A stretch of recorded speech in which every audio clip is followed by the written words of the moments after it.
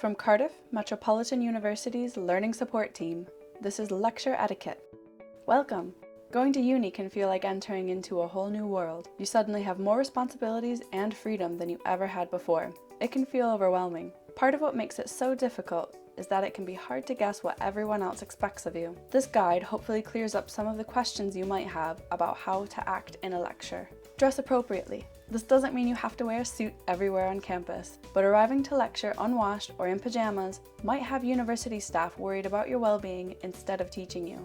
Arrive on time. Look up the location of your lecture before you need to be there, using the university maps online. Leave plenty of time in case the journey takes longer than anticipated. If you're late, it happens, but try not to make a habit of it. Wait until break time to enter the room if it's a long lecture that has breaks. Try to cause as little interruption as possible. Open the door quietly. Step in. Take a moment to scan for some place to sit that will disrupt as few people as possible. Take out only what you need for note-taking. Come prepared to take notes. Lectures go by quickly and are so full of information that you will need to make notes to remember it all. Listen out for essential information. Note whatever might be relevant to exams. Write down where to find further information if needed. Make instructions for your future self. Find strategies for effective note-taking by searching Learning Support on MetHub. Small gestures of respect for your lecturer and classmates. Keep headphones out of your ears. Even if you aren't listening to anything, other people can't tell and it comes across as rude. Be attentive. Even if you are finding it difficult to pay attention, don't do other things like check emails, play games, or use your phone. Don't distract. Avoid eating noisy snacks, talking to your classmates, or phone notifications or vibrations. If you have a question,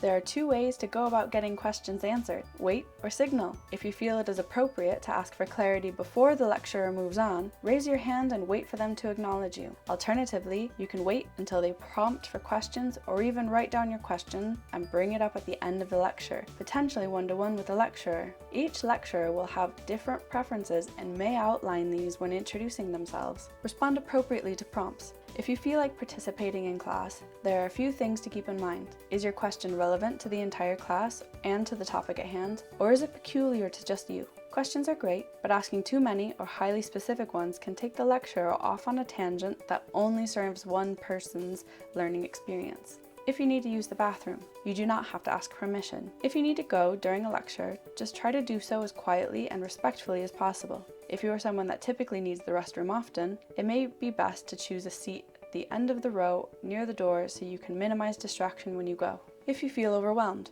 it's okay. Do what you are able to do. Engage at whatever level you are currently at. This might mean writing down essentials only, going over the lecture slides again later, quietly leaving to use the bathroom or take a short walk, returning if you feel better, not returning if you don't feel better, practicing breathing exercises quietly in your seat, making note of the concepts you aren't absorbing to look up later. None of these mean failure, it's just a part of getting used to being a student.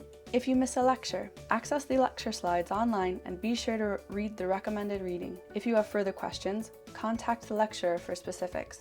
Remember, it is your responsibility to catch yourself up, not your lecturer's.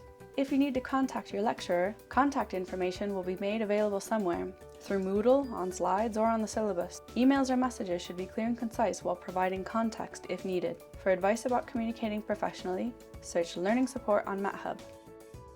Just remember, your lecturers and classmates just want to be treated with respect. Thank you for reading.